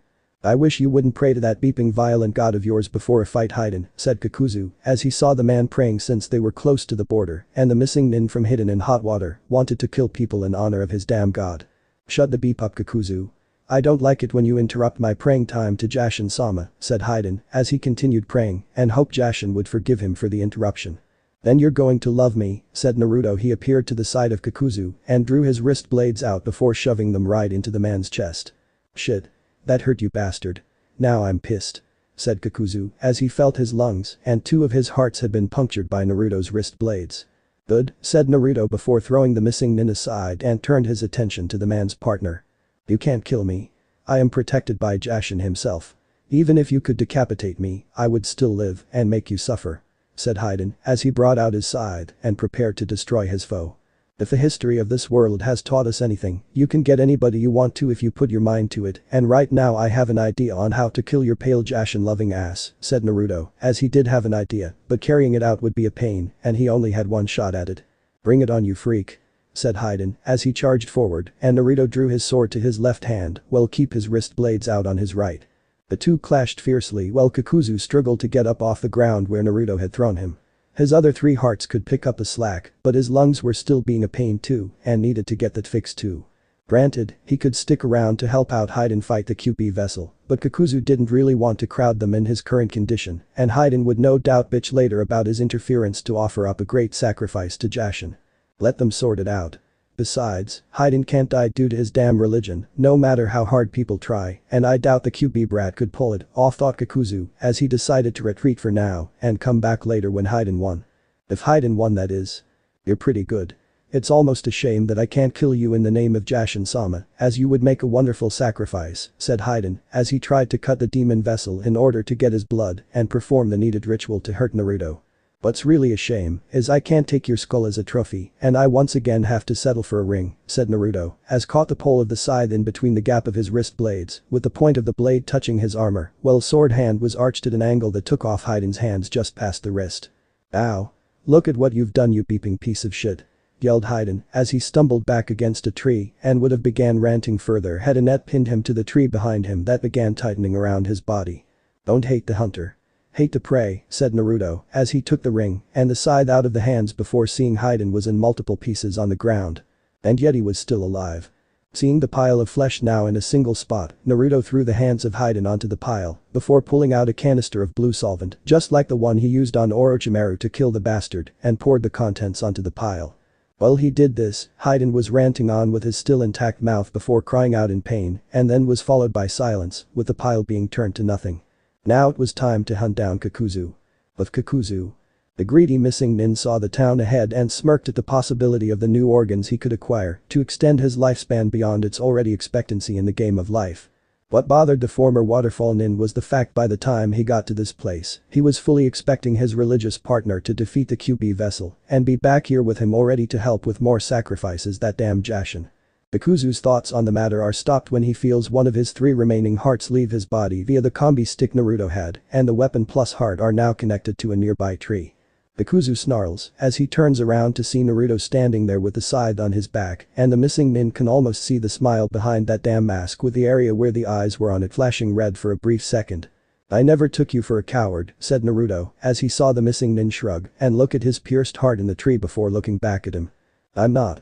It's just that I'd like to live a little longer and you've already killed the majority of the organs in me. Would it be so wrong to get a few replacements before we have it again? Said Kakuzu, who got his answer in the form of wrist blades and shuriken being brought out. Yes. Yes, it does. A true shinobi always finishes what he or she starts, and my mission will not be finished with you until I get my trophy, said Naruto as he saw Kakuzu nod and then moved into a taijutsu stance. If that were true for someone like me, then I would have kept trying to kill Shodaime of the Leaf after my first failure to assassinate and eventually kill him, said Kakuzu as he moved with incredible speed towards Naruto and forced the masked hunter to leap back before overthrowing the shuriken. Kakuzu again moved in closer as he believed his taijutsu and overall years worth of his experience in being a shinobi would give him an edge. What he hadn't counted on was Naruto not being affected like others would have been from his blows, and the demon vessel actually wanted the missing nin to get close. By getting close, Naruto was able to give his wrist blades a chance to once more take out another heart, and Kakuzu, it was only his instincts right now that allowed him to keep at least one heart right now. The missing nin leaped out of the way of the wrist blade that left a deep gash along his chest and turned around to see the spinning shuriken coming at him. Kakuzu tried to get out of the way, but the weapon sliced through his arm at the elbow and back to its owner before Naruto made it shrink into a tiny circular disc in order to pocket it. Kakuzu knew he was in trouble now, as he was now more crippled than any other time in his long life of being a shinobi, and saw that one of Naruto's chakra shooting weapons on his shoulder, moving with a strange red light from the mask aiming at him before a loud thunderous booming sound was heard with the crimson energy soon following. It tore through the missing nin's remaining hearts, and the man finally tasted death after spending so many years avoiding its clutches. With the task done, Naruto walked over to the now dead shinobi and took the ring off Kakuzu's finger before once more pulling solvent on the body to make sure no one could bring the guy back to life. It was for the best considering this particular pair of Akatsuki members and their way of staying immortal like the other members no doubt claimed to be. Now there was only a small handful left for Naruto to kill. Then this whole mess would be over. Konoha's secret meeting room. We have to do something. The demon is out of control. We have no way to rein him in now that Danzo is gone, said Homura, as he along with Kaharu and the others that were with him on the civilian council currently in on this meeting that weren't arrested. What about the man's remaining root shinobi? Surely they will follow us. Said Harunotashi, as he had told his daughter to stay away from the demon, regardless of his heritage in being the Namikaze heir, and to focus on being better than her so-called friends. They will, but they are hesitant to make moves against the Hokage due to her having so much support and the Fire Daimyo has taken much of the power we have taken from that title over the years. We need to remove Tsunade's symbol of strength, her hope, and her courage to oppose us, said Kaharu, as she knew more about running the village than that drunken Senju woman ever could and made her displeasure known to the Hokage when she could despite all the events that happened shortly after the banishment of the demon vessel. But that may not be possible given the demon's current power. He's out on that mission to kill the members of Akatsuki, and even with us secretly alerting them of that fact we have yet to hear that the monster had been taken care of, said another member of the civilian council. True, but you forget that Akatsuki is filled with S-rank missing nin, and if anyone can kill the Kyubi vessel it is them, said Homura, as he knew that the only ones in the elemental countries capable of killing the demon were them, and even if they didn't, the weakening of the creature would give them the chance to finish it off themselves. As for the root shinobi that were loyal to Danzo, we have positioned them all over Konoha to strike out against the demon when he returns, if at all from his mission, and have them strike him down before Tsunade can be alerted to stop it, said Kaharu, as she saw them all nod and they departed from the meeting room. All of them were completely unaware of the fly on the corner of the wall, flying right out of the room above their heads, as it was not the usual housefly that flew around pissing people off and then dying a few days later. No, this was a special Aburami spying fly they developed to be the pre-verbal fly on the wall when spying on others, at the request of the Hokage, when the fire shadow had a good reason for it, and this was one of those rare times that such an insect was used inside the walls of Konoha. The Hokage was not going to like what this fly told the Aburami, who was going to tell her what the fly heard in that room. Aim village -5 days later. We have a problem Pain-sama, said White Half Zetsu, as he appeared before Pain and Conan, with both sides of his face showing worry. Damn right we do. All the other members are dead.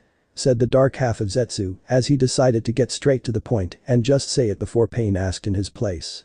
What? How? Said Conan, as she surprised that all the other members were killed off so easily and in a short amount of time. It was the Kyubi vessel.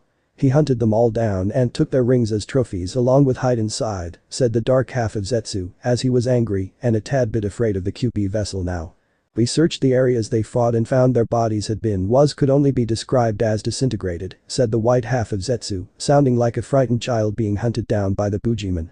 Though Freddy Krueger was probably more appropriate given all the blades the Kyubi vessel had on his person. Disintegrated? Strange. Conan, we will deal with this one ourselves and the focus on finding the Kyubi vessel's hideout to get the rings, said Pain, as he saw his second-in-command nod, and yet the woman beside him seemed hesitant to do this. Though Conan would never say it in front of Pain. How do we find the Kyubi vessel? Said Conan, as she knew that the Namikaze was not going to be found so easily and it was going to be even tougher to subdue. We don't have to Conan. He's already here in aim, said Pain, as he saw Conan's eyes widen and saw the look of concern flash upon her face. Do you think he knows about your Trupian body? Said Conan since the man before her was Pain and yet was not Pain. Yes. We have to hurry if we are to Aya. Said Pain, as his body staggered and fell to his knees in agony. Pain-sama. Pain-sama. Said the two sides of Zetsu in shock. He's here. He found my true form. Stop him Conan. Said Pain, as his body began to spasm even more and then slumped down dead. No. Yelled out Conan, as she knew that with the real Pain dead, the one before her would fall like a pet with its strings cut and be dead just like the others. You loved him. Didn't you, said Naruto, as he appeared before the two members since he had sent a shadow clone to deal the killing blow to the real Pain after finding the man by finding the strongest source of chakra and then followed the heat signature that went with it until the real Pain was found a safe distance from here. This man was like a more alternate but more advanced version of Sasori in terms of the use of puppets and made the Suna puppet master look like a weak child apprentice in that regard. I'll kill you. Yelled Conan, as tears filled her eyes and paper surrounded her reformed into sharp-looking blade before unleashing them on Naruto. Only to reveal that she had only destroyed a shadow clone. The real man behind all of this, the one you loved without question was dying, said Naruto, as he appeared to her right and saw the anger in her eyes, while Zetsu was now arguing with himself on whether to help the woman or get out of there. It doesn't mean you had to kill him, said Conan, as he made a sword out of paper and was going to run him through with it had he not raised a hand to tell her to stop. Perhaps not, but he was my enemy, and I could not let him kill me for the sake of his own ambitions that put those I care about at risk, said Naruto, as he didn't want to kill this woman and sensed she was a gentle soul despite her joining the Akatsuki. And that gives you the right. You are no better than that damn bastard Hanzo or his ally Danzo when they conspire to kill those close to me for the sake of their ambitions, said Conan, as she charged him with the intent of her sharp paper sword to pierce through his armor and flesh to end his life. Naruto easily stepped aside and grabbed her wrists hard before pulling Conan close to his masked face. First off, don't compare me to that bastard Danzo, and second, I personally killed the old prick, so be grateful I killed our mutual enemy in that regard. Another thing you need to realize is that by extracting the demons from their vessels like me, you kill us for your own ambitions, and I am doing what I must to protect my kin from your organization. What right does your leader have in killing us for his ambition? What right do you have in killing all 9 of us just so you can take the coward's way out of bringing your so-called peace to the elemental countries that would have been done through fear? That's not peace. That's a beeping dictatorship, said Naruto, as saw the woman before him shaking and threw her to the ground before turning his attention to Zetsu, now done arguing with himself. Stay away from us, said the white half of Zetsu. Yeah. What he said the dark half of Zetsu. Then give me your ring and I won't, said Naruto, as he knew the rings were key to Akatsuki's plans and this would further hurt the organization's plans. That and Zetsu wasn't worthy in terms of being hunted. Give him the ring, said the dark half Zetsu to the white half of Zetsu. Hold on, the ring's stuck, said the white Zetsu as he finally got it removed and threw it at Naruto before getting out of there in a heartbeat. Now yours, said Naruto, turning to face the still downed woman currently crying her heart out at his feet. Kill me. Kill me please, said Conan, as she slowly took the ring off and placed it by his right foot. Why? Said Naruto with his head beat to the right and saw Conan look up at him with her tear-stained eyes. Why? Because you took away someone I love. It was because of him that I survived for so long after Jiraiya of the Sannin taught us the basics to survive when we were kids, said Conan, as she felt lost without the man she swore to follow and support his dream no matter what. Even if what they did felt somewhat wrong.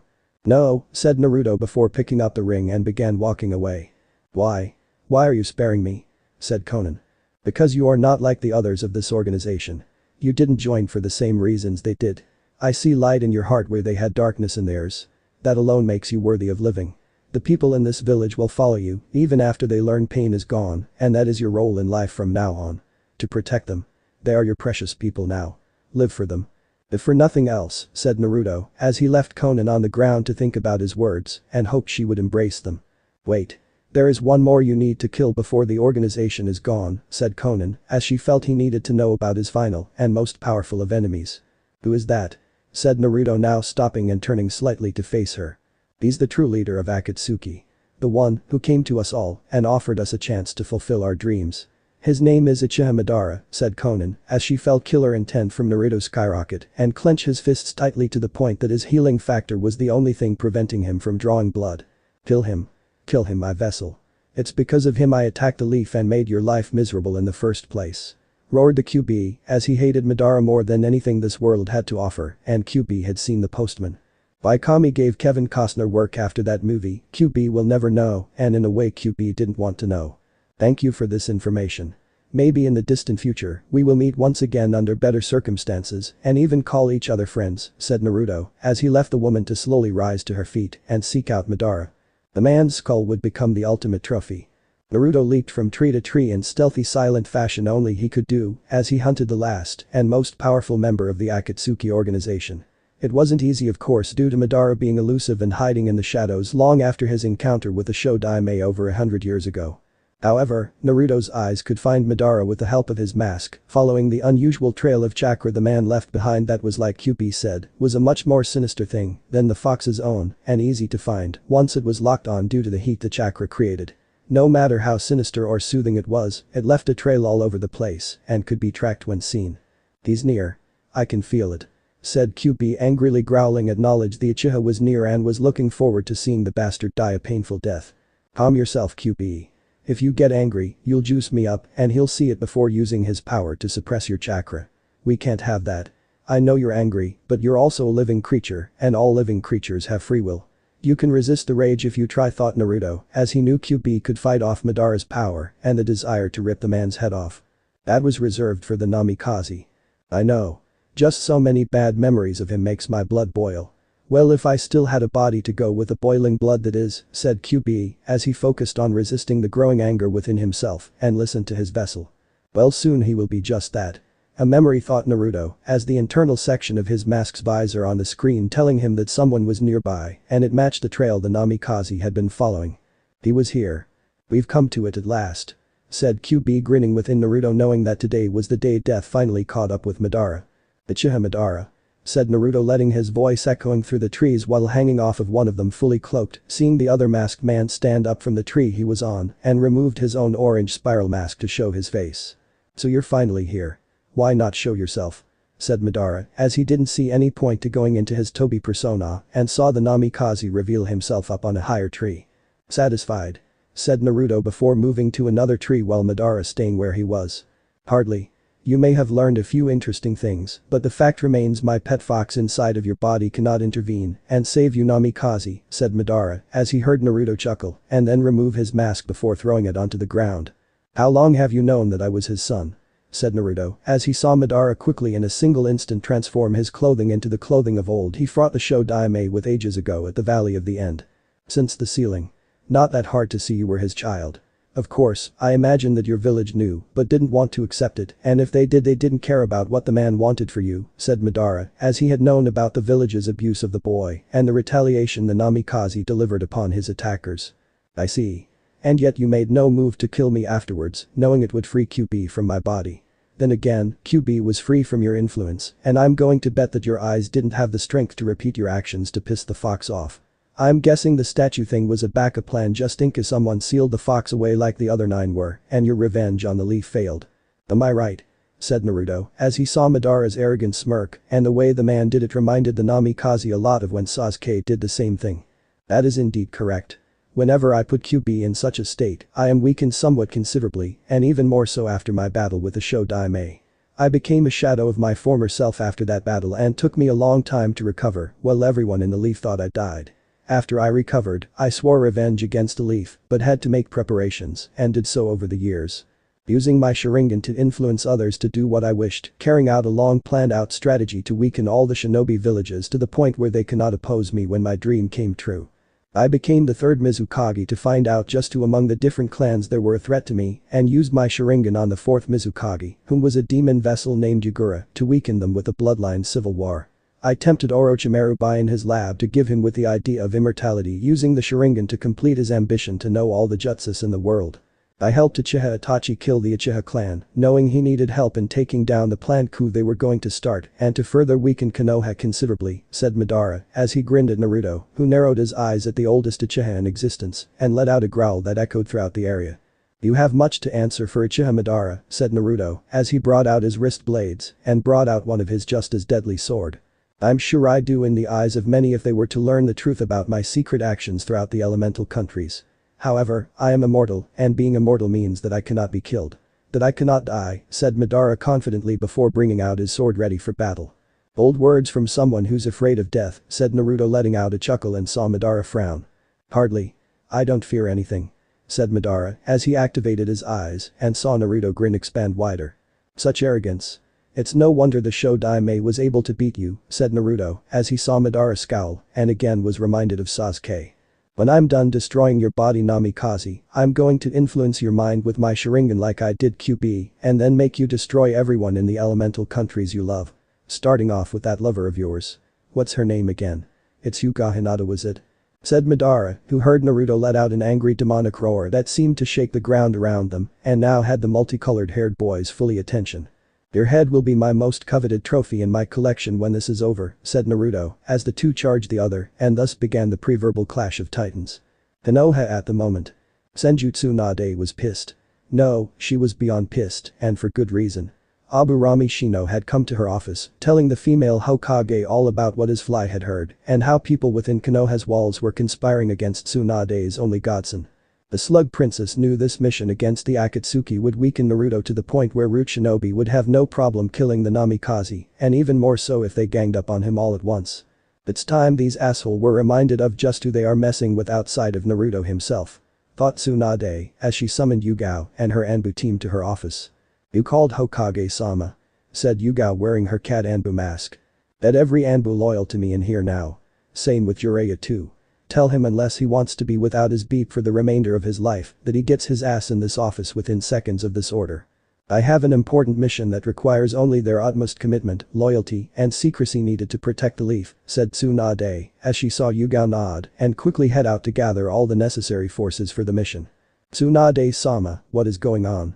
said Shizune as she came into the room and saw her teacher in medicine getting increasingly angrier by the second. "Those bastards on the councils have organized a planned assassination on Naruto the very moment he comes back to Konoha using the last of Danzo's root forces. They think they can get away with it, but I'm not about to have my godson walk into a trap by those beepers and show them what it means to cross my family," said Tsunade as she had long wished to prove to Naruto that she cared for him, and this was going to be the proof she needed to show the Namikaze by killing every single arrogant bigot trying to raise up arms against the young man. "What about the rookies and guys team? Surely they can help," said Shizune as she saw Tsunade nod at the idea and knew they would love to prove to Naruto they didn't hate him. "Good idea, Shizune. Bring them all here too," said Tsunade as she knew they could be trusted with this assignment and help deal with this annoyance. Within the hour, everyone Tsunade could trust was in the room and she told them what the councils had planned with the remaining leftover root shinobi they now had under their command. It was upsetting to the rookies as they missed Naruto greatly during his banishment and always hated the people in power for causing it, and now they were trying to screw Naruto over further. "Unacceptable. When do we start?" said Kiba as he had seen Hinata in terms of sister and knew how much Naruto meant to her. It was time for the Inyazuka to act like a good big brother and protect the one his little sister loved. Right now, Jiraiya had the toads find every root shinobi in the village and all those involved in the assassination attempt on the councils. "Take them down. Dead or alive. Go," said Tsunade as she saw them take off to complete the mission and smirked at the thought of teaching those fools a lesson. She was going to show that Naruto wasn't the only one who could hunt. With Naruto and Madara. Glowing red blood ran down the side of Naruto's left arm, while Kyuubi's chakra healed the injury underneath his armor, while Madara himself was injured along his right leg from a wicked gash near the kneecap.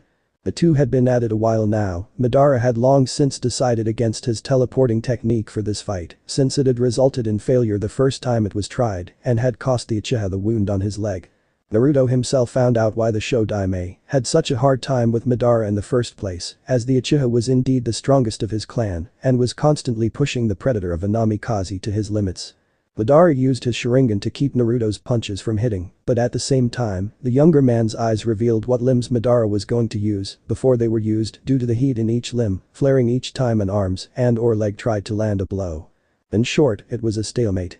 "You're pretty good, Naruto. I'm actually kind of glad I didn't kill you after being born for only a minute," said Madara before he was shoved back by Naruto's far superior physical strength. "You did what?" said Naruto as he saw the Uchiha grinning at him and readied his wrist blades to gut Madara right now. "Your mother was the previous vessel of the fox. I was looking for him for so long and found out my pet had been sealed inside of her. I threatened to kill you the moment you were born, and due to the pregnancy her seal weakened considerably. It was by this point that the fox's power was leaking out of her body at a dangerously lethal rate and would have died soon after had Kushina not done the unexpected," said Madara as he charged at Naruto, who blocked the sword with his wrist blades and looked the Uchiha right in his Sharingan eyes. "She released Kyubi to have it kill you for taking me. She didn't know that the eyes of the Sharingan had the power to control the fox like the Senju clan could," said Naruto as he saw Madara smiling at him with a cruel smile, and it was making the Namikaze very angry. "Correct. Your father knew what she was going to do in advance, which gave him the motivation to seek me out and take you back in order to, well, you know the rest," said Madara, letting out a chuckle, and was answered with a from Naruto, now attacking in a savage manner with a speed that even the Uchiha Sharingan was having trouble seeing to counter. Madara tried to use his Sharingan powers against Naruto, but the younger was not so easily influenced by them like he first thought, and the Uchiha suspected the Shinigami seal on the Namikaze had something to do with it.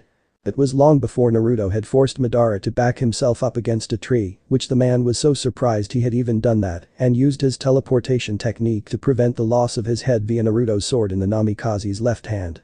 The tree that was behind the Uchiha, however, was not so lucky. Forget having your head as a trophy on my wall.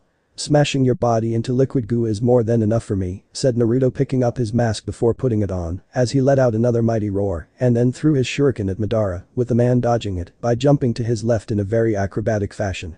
Then the Uchiha had to quickly jump around to prevent the red chakra firing cannons on Naruto's shoulders from hitting him, and it wasn't easy either. Madara also knew that this was just a means for Naruto to force his hand into close quarter so the younger man could try to slice him to pieces with those wrist blades. He's good.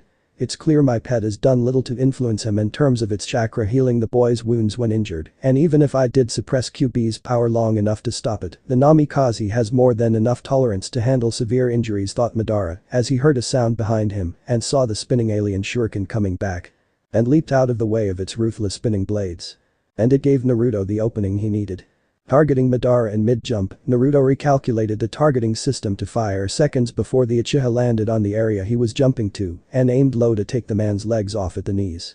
Madara himself didn't expect this, which was surprising due to his lack of understanding in the kind of weapons Naruto had at his disposal and when it came to the shinobi world. The unknown can get you killed. The last true Uchiha screamed out in agony as the ground, or rather his legs, gave out from under him due to the fact his legs from the kneecap down were no longer attached to the rest of his body. Before Madara could do anything about his new situation, his opponent had put away his shuriken and brought out the kombi stick in all its menacing glory. Throwing the weapon, Naruto hit Madara right in the right arm just below the man's elbow and put his massive steel-plated combat boot right on the Uchiha's chest. "Tell me, Uchiha Madara, do you fear death?" said Naruto as he drew his sword out again and pointed the tip at the Uchiha's neck. "No. I don't. Just like your father," said Madara as he saw eyes on the mask flash red before Naruto drove his blade right into the Uchiha's throat and then decapitated the man in 2 slices of his weapon. "You are nothing like him. At least he died with his honor," said Naruto as he picked up the head of Uchiha Madara and then let out a mighty demonic roar that echoed into the sky for all to hear.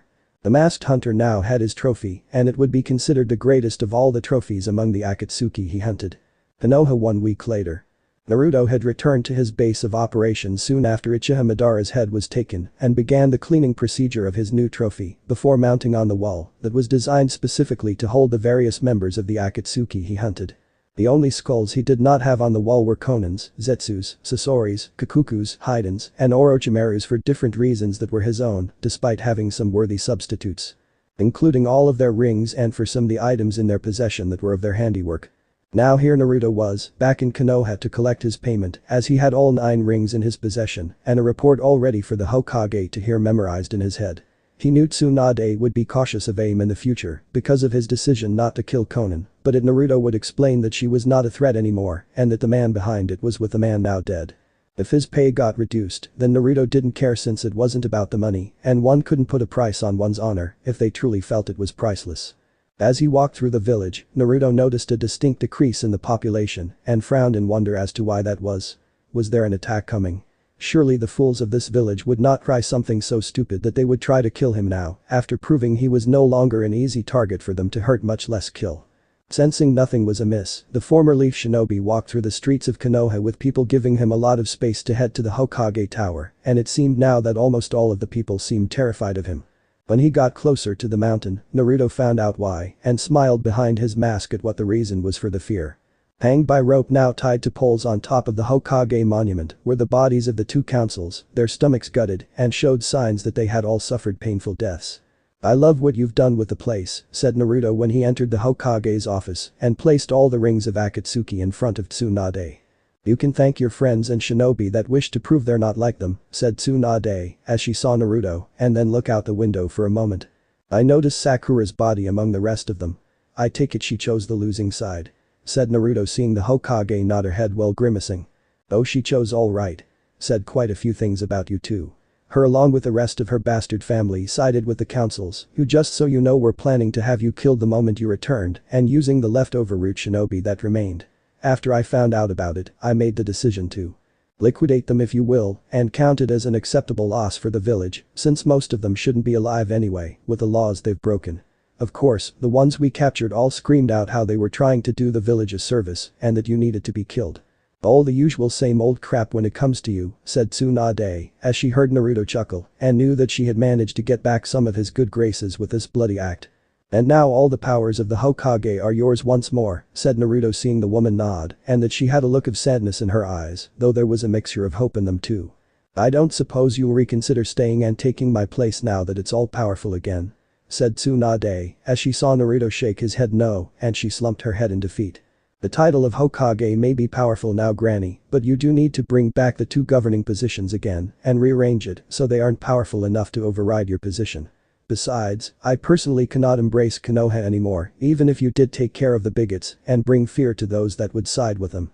This is where I part ways from the leaf," said Naruto, as he scooped up all the rings and turned to leave while ignoring the pained look in Tsunade's eyes. "Would you at least come back to visit us? On occasion?" said Tsunade, as she saw him stop for a moment and then look back with that damn unreadable mask, preventing her from seeing his face. "Maybe one day when my mind has caught up with the rest of my body I will return here. I'm sure Hinata-chan won't mind coming back here to see her cousin and little sister after things have settled," said Naruto, as he left before the Hokage could ask him about Hinata leaving and why the Hyuga heiress was leaving the leaf. Namikaze's status sometime later. Hyuga Hinata was ready to go. Her bags were packed, Naruto was in his ways after a shadow clone came and told her he was back to set things in motion for the move. As for Hinata herself, she was thrilled to be with Naruto and that soon they would be in Spring Country where Princess Koyuki would be there to greet them as honored guests. "Ready to go?" said Naruto as he appeared in front of Hinata and the woman hugged the blonde before kissing his mask. "Since the day you first left to hunt down the Akatsuki," said Hinata as she saw Naruto reactivate the security seals on the Namikaze estates and the two soon headed to the gates of the leaf to head to Wave Country. That was their path to happiness. "So he's finally leaving, huh? No goodbyes to us. No assurances that he'll want to return one day and help us out of a jam," said Jiraiya by Tsunade's side, looking out the window of her office and knowing the 2 former Leaf Shinobi were on their way. "No. That's not his style. Not anymore. Naruto's walking the path he wants to walk. Not surprising when you think about it. Most of his life. He's walked a path we kept making him walk and never considered that the path was the wrong one because it was the one we walked too," said Tsunade as she looked at her desk to see Hinata's headband there and a note explaining why she was following Naruto. Such young love. How Tsunade missed it. Yeah. Minato was the same way. Took a few kick to my balls to finally see exactly what I was doing was in fact wrong in his training. But he would see a different path that was perfect for him and I was only hurting Minato when I tried to redirect the path towards what I walked, said Jiraiya as he saw now how much Naruto was like Minato in that regard and once more screwed up like he first did with the Yondaime. Hinata's note told me they were heading to Spring Country and that Naruto was going to become the Kage of its shinobi village, said Tsunade seeing Jiraiya smirk and then the man let out a small laugh. I don't doubt it.